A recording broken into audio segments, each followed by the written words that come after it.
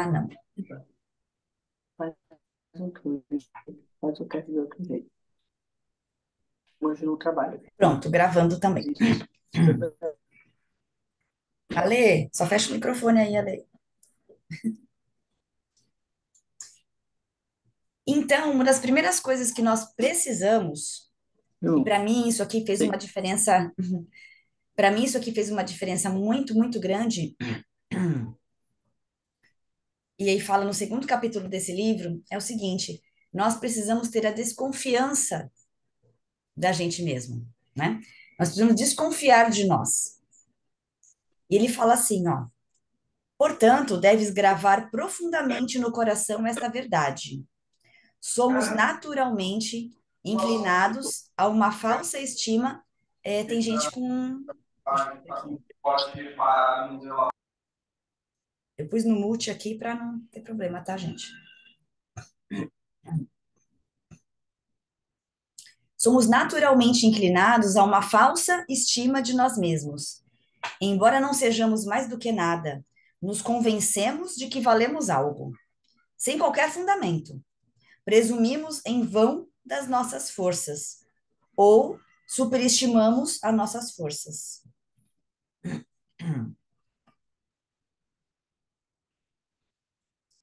Ah, essa falta é muito difícil de ser reconhecida, desagrada muito a Deus, a quem muito apraz ver-nos convencidos da certíssima verdade de que todo dom e virtude em nós deriva dele, fonte de todo bem, e que de nós não pode vir nada, nem sequer um bom pensamento que lhe seja agradável.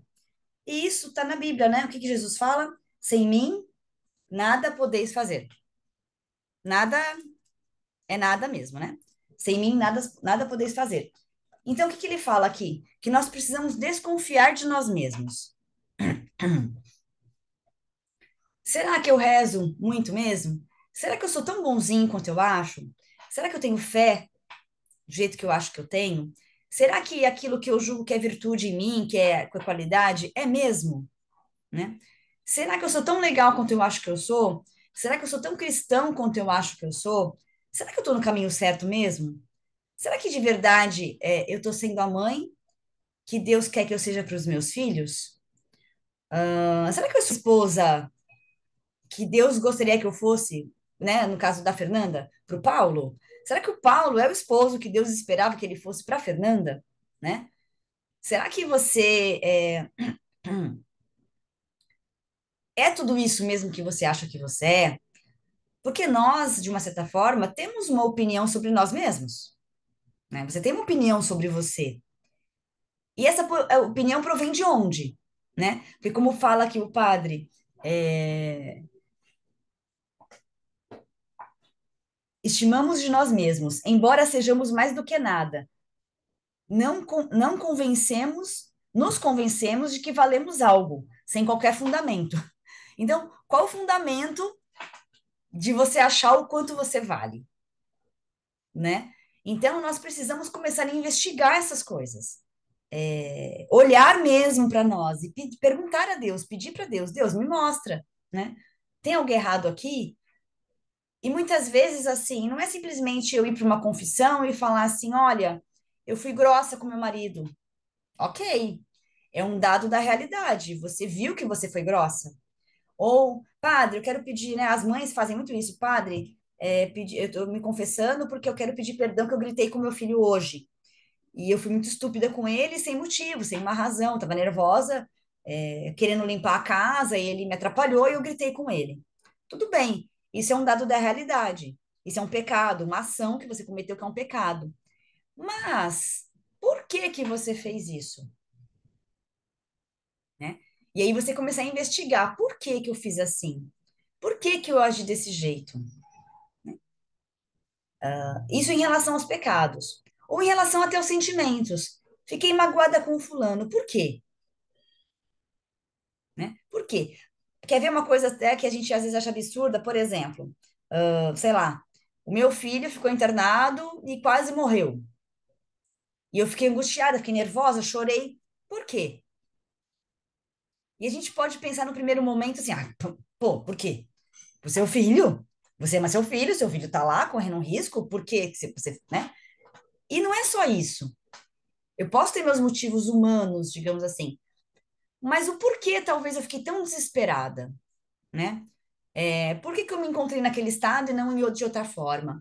Por que que de repente uma pessoa ficou, manteve a paz numa situação tão difícil e aquela outra quase surtou, né? Por quê? Então é nós começarmos a nos investigar, né? A perguntar esses porquês. E aí eu quero voltar um pouquinho numa coisa que eu acabei pulando lá do começo. O que que Paulo falava, né? O corpo, a alma e o espírito. Nós precisamos olhar para esses três para poder nos conhecer, né? E até Aristóteles falava, né? Conhece-te a ti mesmo. E esse conhecer a si mesmo é isso, é olhar para dentro de você. É o nosso contato com Deus, o nosso conhecimento de nós mesmos. Nós precisamos, nessa caminhada, conhecer duas pessoas, a nós e Deus, né? Lembram o que que é o santo? É aquele que foi conhecendo cada vez mais de si e foi se esvaziando dessas coisas que ele foi conhecendo que tinha dentro dele e foi se enchendo de Deus. Então nós precisamos nos conhecer, mas não é simplesmente saber assim, ah, eu sou uma pessoa mais agitada, mais irascível, mais isso. Não é só isso. Mas ir mais a fundo dos porquês. E não é se conhecer, procurar trauma de infância, não é isso. Mas é desconfiar das próprias atitudes. Nossa, eu faço caridade, por exemplo. Por quê? A nossa caridade, muitas vezes, é para que nós. Aí eu faço caridade porque eu vou lá e dou aquela comida e eu me sinto tão bem, né? O porquê disso? O porquê daquela caridade, né? E muitas vezes nós vamos ver naquela caridade há um egoísmo também. E aí você vai se investigando. Mas não basta se investigar, conhecer a você. Nós precisamos conhecer também a Deus. Então são as duas coisas, né? Os dois caminhos. E aos poucos, desenvolvendo essa parte que ficou escondida, que ficou lá, né, quietinha, que é o nosso espírito. E aí nós vamos vendo o quanto o nosso corpo nos domina, o quanto nós temos problema com o nosso corpo, né? Com as nossas paixões, com essa desordem. Por quê? Porque nós trabalhamos pouco o espírito. O espírito tem pouco espaço no nosso dia a dia. O espírito tem pouco espaço na nossa vida, né? E quem vai dominando é o nosso corpo. E a gente tem que ir invertendo essa ordem, que é isso que o santo vai fazendo, ele vai invertendo essa ordem. Ele vai conhecendo, conhecendo, conhecendo. E aí, eu quero entrar com vocês, né, depois fala dessa desconfiança de si mesmo, que fala no catecismo, inclusive, também, qual é o contrário disso, né? Se nós começamos a desconfiar de nós mesmos, nós precisamos confiar em alguém. E quem é essa nossa confiança? É Deus. E aí vai entrar a primeira virtude teologal, tá? Que é essa confiança em Deus, que é a fé. Nós precisamos ter fé. E o que que nós fazemos para ter essa fé? Nós não fazemos absolutamente nada, né? Nós pedimos a Deus. É a nossa vontade, o nosso desejo. Eu quero ter fé. Eu quero crer em Deus. Eu quero crer na igreja. E eu quero pegar com vocês no catecismo o que fala sobre fé. Ah, deixa eu pegar aqui, mais fácil. É tanto caderno, tanto livro, tanta coisa que eu tô meio perdida aqui.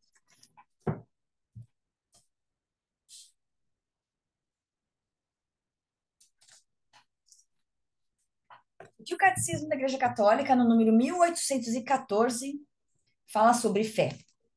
A fé é a virtude teologal pela qual cremos em Deus e em tudo que nos disse e revelou, e que a Santa Igreja nos propõe crer, porque ele é a própria verdade. Pela fé, o homem livremente se entrega todo a Deus. Por isso, o fiel procura conhecer e fazer a vontade de Deus. O justo viverá pela fé, a fé viva, que age pela caridade.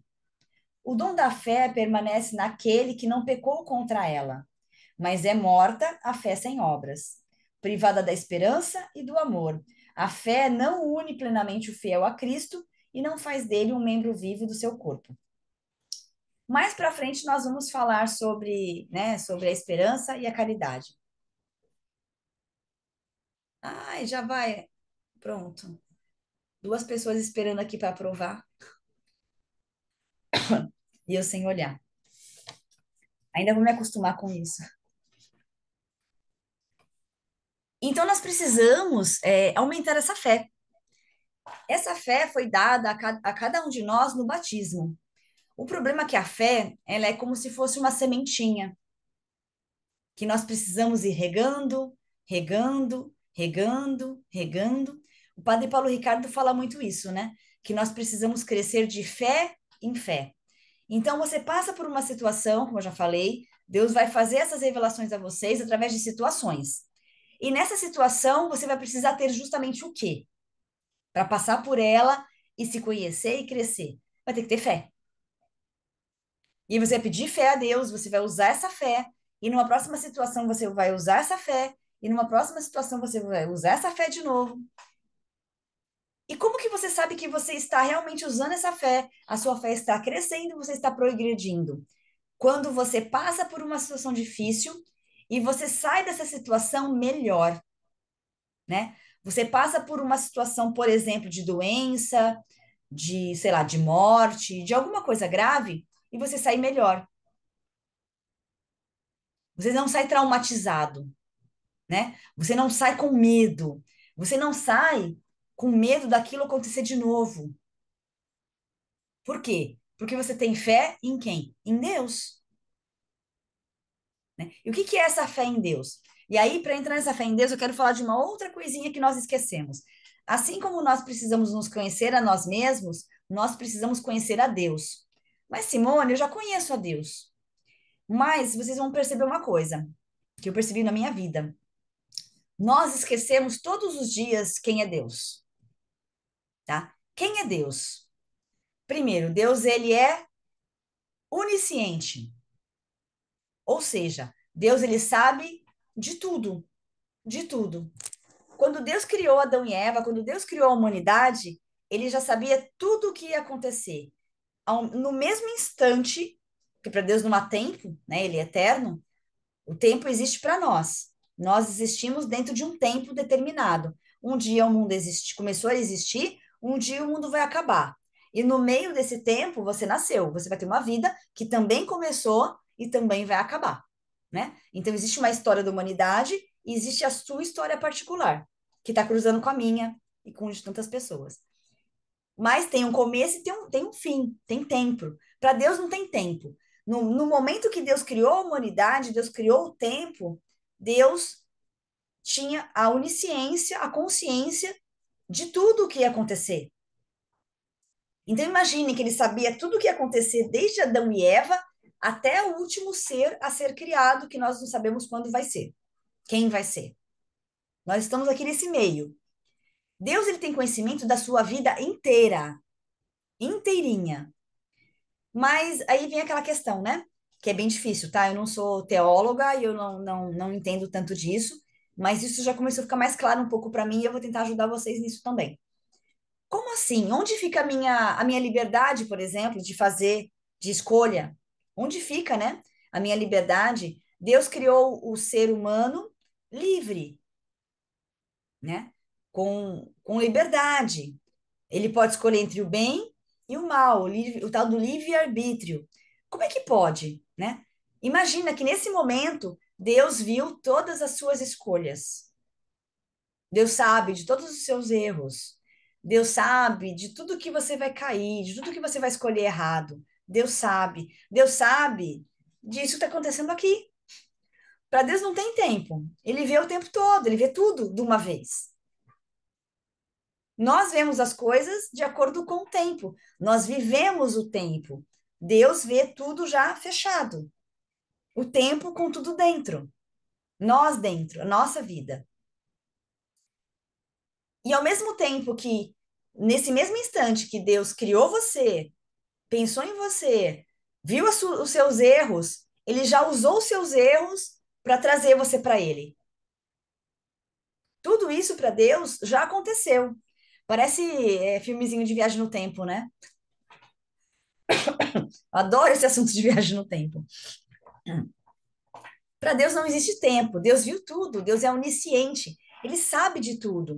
Então, sabe aquela situação difícil que você passou, que você quase surtou, que você quase enlouqueceu, que você ficou com medo, porque você podia perder alguém, ou de repente você até mesmo perdeu alguém? Deus sabia de tudo. Deus sabe de tudo. Se por acaso, vamos falar, eu falo muito de filho porque acho que é uma coisa que toca muito a gente, né? Se seu filho for ficar doente, for ficar internado, ou for até mesmo morrer, Deus sabe de tudo. Nós não podemos perder essa noção de que Deus é onisciente. Deus sabe de tudo, o tempo todo. Esse é o nosso Deus. É essa fé que nós precisamos ter. Então, a nossa confiança, a nossa fé tem que estar nele. Eu não sou capaz de nada. Eu não sou capaz nem de fazer e nem de evitar certas coisas. Mas Deus sabe, Deus pode. Então, é fé em Deus. Outra coisa que nós esquecemos, Deus é onipotente. Ao mesmo tempo que ele é onisciente, ele é onipotente, ele pode tudo. Se algo não aconteceu, se Deus não fez, não é porque ele não pode, é porque ele não quis. E esse querer dele tem um motivo. Já que ele é onisciente, ele sabe que se ele fizesse aquilo, ia resultar naquele outro aquilo. E tudo o que Deus quer para nós é que nós sejamos dele, que nós voltemos para ele. Quem participou da missa de 8 horas domingo, esse último domingo, foi o padre Cláudio. O padre Cláudio fala muito isso, né? Quando a pessoa morre, assim, ele retornou à casa do pai, né? Quando o Papa João Paulo II faleceu, anunciaram assim a morte dele, né? O padre Cláudio falou sobre isso esse domingo. O Papa João Paulo II voltou para a casa do pai. E é isso que precisa acontecer conosco, né? E essa caminhada toda é essa volta, é nós voltarmos. Por isso que essa caminhada, apesar das dificuldades todas que eu tenho falado, é uma caminhada feliz. O santo, ele passa por essa vida não sendo uma pessoa triste. Ao passo que ele vai crescendo nisso, se diminuindo e se enchendo de Deus, ele vai sendo mais feliz. O que não significa que ele não sofra, mas ele é feliz. Então, Deus, ele é onipotente. Se ele não fez algo na sua vida, é porque esse algo não era bom para o objetivo final. Porque Deus vê o todo.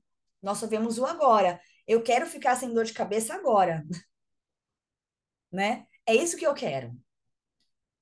Deus sabe qual o motivo dessa minha dor de cabeça, o porquê ela aconteceu e no que ela é útil. Então, nós precisamos ter fé nesse Deus que sabe o que está fazendo.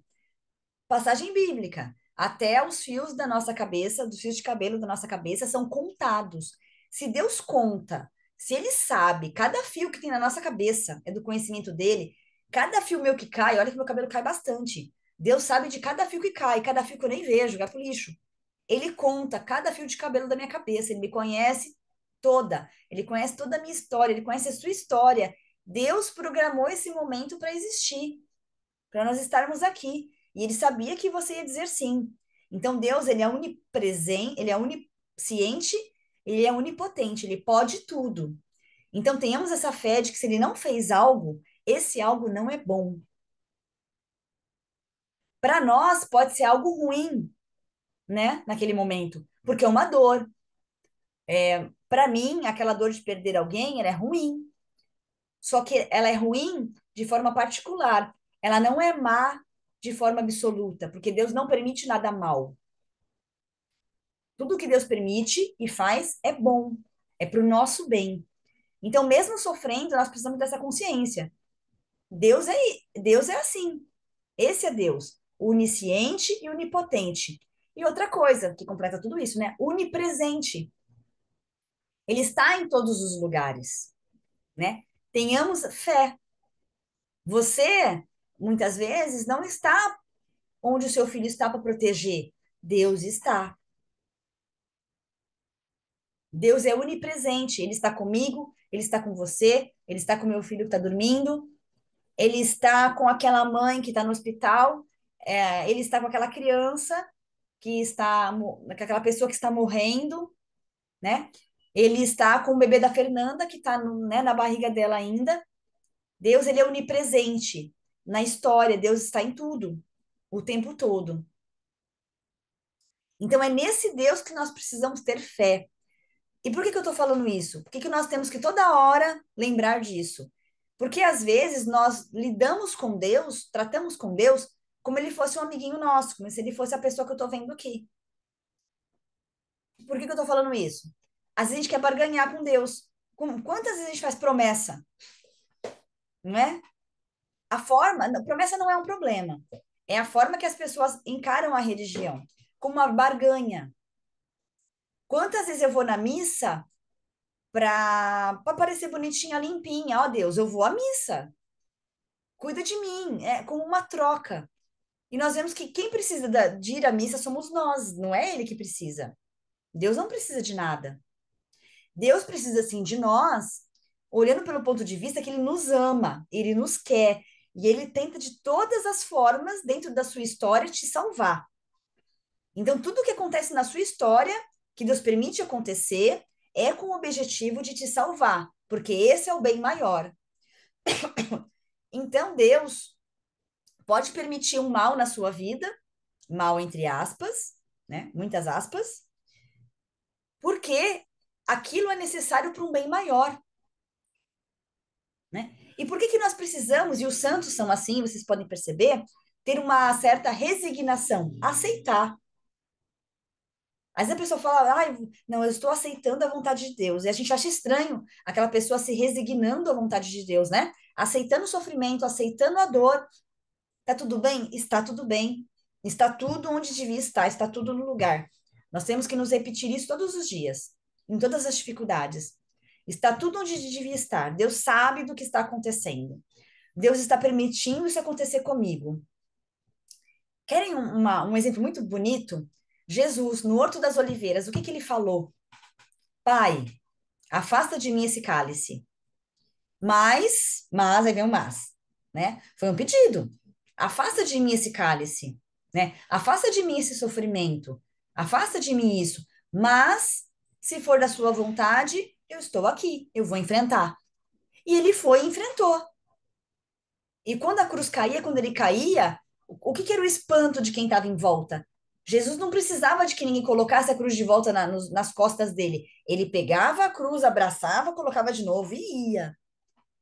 Ele abraçava tudo aquilo, aquela era a missão dele. E o Pai, né? Isso Jesus falou enquanto humano aqui na Terra. O Pai não afastou o cálice. O Pai permitiu que tudo acontecesse, que ele fosse condenado, açoitado. Ele aceitou aquilo, aquela permissão de Deus e carregou. E pegou com gosto, mesmo sofrendo. Ele pegou a cruz e pôs nas costas. Ele fazia questão de carregar aquela cruz, né? E uma coisa muito bonita que eu já ouvi também é assim: existiam três crucificados, né? Eram três. Um crucificado que se arrependeu, para mostrar que mesmo sofrendo, mesmo se arrependendo, você continua sofrendo, né? Mesmo se convertendo, há sofrimento. Um crucificado que não se arrependeu, ou seja, vai ter sofrimento na vida do ímpio também. Não adianta a gente vai, parece que o povo aí fora que não tá nem aí para Deus tá mais feliz do que eu. Eu já ouvi muitas pessoas falando isso na igreja, né? Esse também tem sofrimento, não muda nada para ele. Então, e tem um terceiro, que é Jesus, mostrando que mesmo quem não tem pecado nenhum estava lá sofrendo. Ou seja, o sofrimento é para todo mundo. Não tem jeito. Só que se ele foi permitido por Deus na sua vida, ele serve a um bem maior. Ele não é mal, ele não é um mal absoluto, ele é um mal relativo. Ele é um mal que te faz mal, relativo a você, mas ele não é um mal absoluto nem na sua vida, né? Nenhum mal é absoluto. O bem é absoluto. Tudo vai acontecer para o bem. Santo Agostinho fala isso, eu já falo isso inúmeras vezes, é a frase, minha frasezinha de cabeceira que fica na minha cabeça. Deus não permitiria um mal se desse mal ele não pudesse tirar um bem. Então, o que que é essa fé? É nesse momento de dificuldade, que é na hora que a gente precisa da fé, e o Padre Jonas falava muito isso, né? Quem conhece o Padre Jonas, que faleceu há pouco tempo atrás, ele falava: fé para essas horas, meu filho. Aguenta firme, meu filho, aguenta firme, minha filha. Fé para essas horas. É para a hora da dificuldade. Ó, vai acabar em 10 minutos, vou ter que encerrar o assunto. Mas se quiserem, eu faço outro link, tá bom? Eu faço outro link para perguntas. É, quem quiser entra. E a gente nem grava. É essa fé que nós precisamos ter. Nós precisamos crescer de fé em fé. E é fé nesse Deus que criou essa igreja que nós estamos. A igreja de que participa Santo Agostinho, de que participa São Francisco de Sales, o padre que escreveu esse livro, né, Lourenço Scupoli, a igreja que eu pertenço, que você pertence. Esses são os nossos amiguinhos. Esses são os nossos trutas, nossos companheiros, né? São os nossos amigos de fé e que vão nos ajudar, que vão nos guiar, tá? Então, a primeira coisa que eu queria deixar para vocês é isso. Precisamos de fé. Pedir fé todos os dias. Na missa nós fazemos isso, né? Senhor, eu creio, mas aumenta a minha fé. Você crê de alguma forma, porque a fé foi dada a você, está em você, mas ela precisa ser usada e ela precisa crescer, né? Quanto mais você usar, mais fé você vai ter, mais fé você vai ter. E se prepara, né? Porque as coisas vão acontecer. Problemas vão acontecer, já acontecem, desde os pequenos do dia a dia até os maiores, né? Então peça a Deus que mostre a você quem você é de verdade. Senhor, me mostra de verdade quem eu sou, né? Quem é o Paulo? Quem é a Fernanda? Quem é a Jordana? Quem é a Nívia? Quem é a Alessandra? Quem é a Júlia? Quem é o Ricardo? Quem é a Fernanda? Quem é a Marcela? Quem é a Ana Maria? Quem é a Maísa? Quem é a Érica? Quem é? Né? Não, não é. As pessoas que mais nos conhecem provavelmente não saberão dizer, né? Eu sei coisas de mim que vocês nem imaginam. Eu tenho podres, eu tenho descoberto podres que vocês, olha, nem imaginam. Porque muitas vezes vocês vão perceber que as pessoas te julgam bem melhor do que vocês são, se Deus quiser, é assim, né? Se te julgarem pior é ruim. Quem vocês são? É a primeira coisa a pedir. E a segunda coisa é fé. Porque nessa descoberta você vai precisar dessa fé. Porque você vai se esvaziando de você e você vai se enchendo de Deus, né? Então a primeira ferramenta é a fé. A segunda, nós vamos falar no próximo encontro, que é a esperança, tá? E aí sim eu vou usar aquele livrinho que eu já falei para vocês, tá bom? Eu acho que vai cair.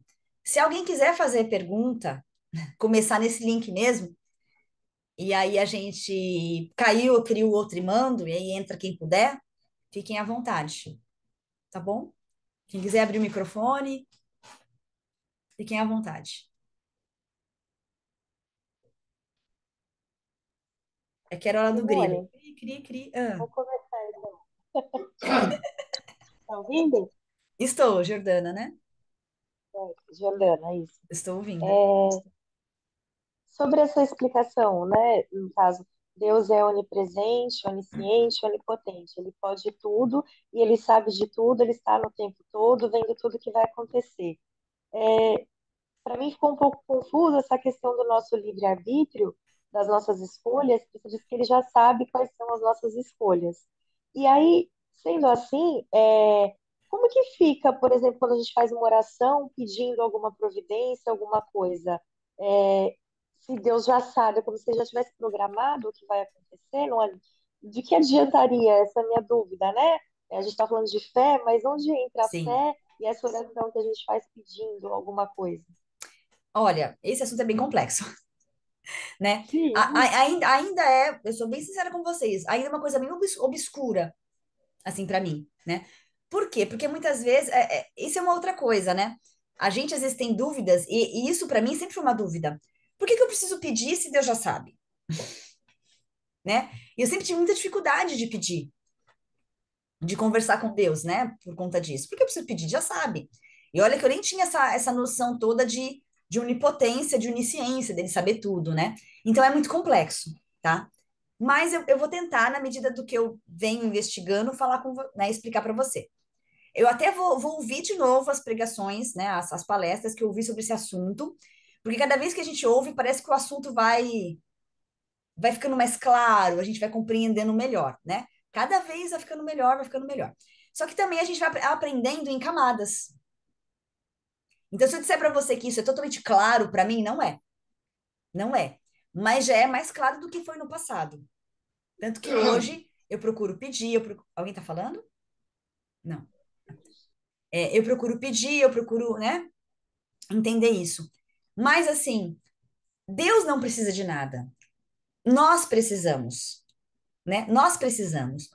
E uma coisa também que ficou para mim, que me lembrou agora você falando, é assim, a Luzia Santiago, da Canção Nova também, que nem o Padre Jonas, ela sempre falava assim, fazia uma oração, né? Senhor, que eu não esqueça da minha oração. Ou seja, que eu não esqueça daquilo que eu pedi. Por quê? Nós pedimos, nós falamos e Deus responde, né? Tem uma passagem na Bíblia que fala isso.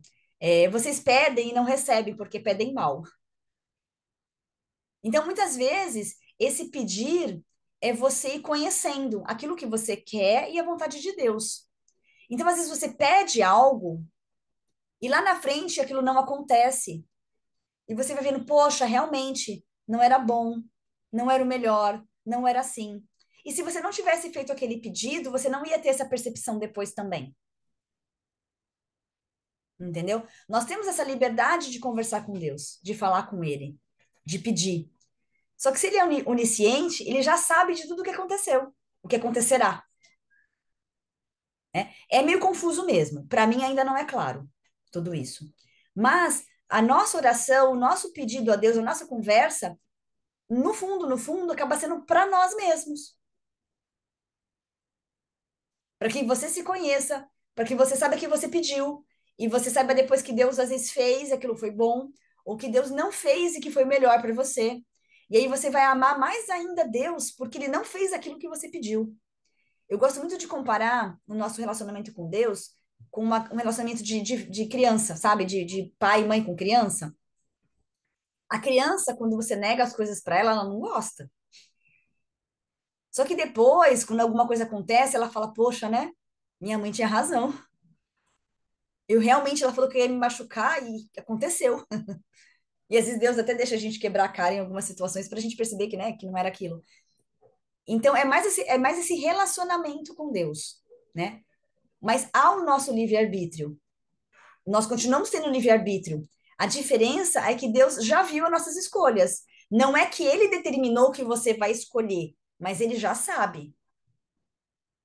Mal comparando, é como você falar para o seu filho assim, para sua filha, né? Vocês têm uma filha, né? Não vai ali porque vai acontecer tal coisa. Você sabe que ela vai.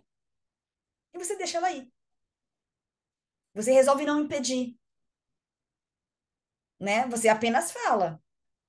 E você deixa ela ir. Vai chegar um tempo, na verdade, que você vai falar e não vai poder impedir mesmo, porque ela já vai ser grande.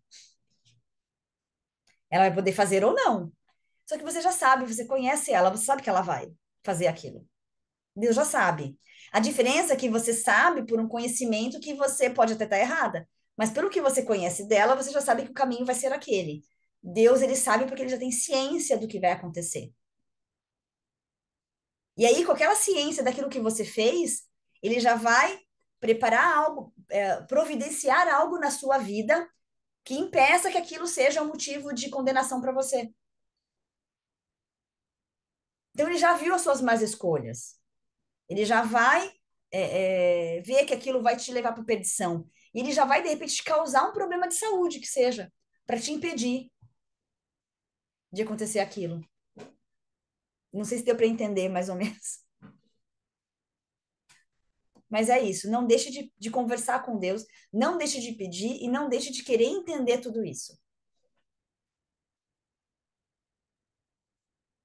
Mais alguém? Eu acho que já vai cair.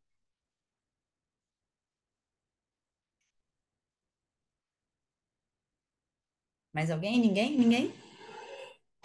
Se alguém quiser depois pensar em algo, meditar e quiser fazer alguma pergunta no particular ou lá no nosso grupo, fiquem à vontade, tá bom? E depois eu quero partilha de vocês também, beleza?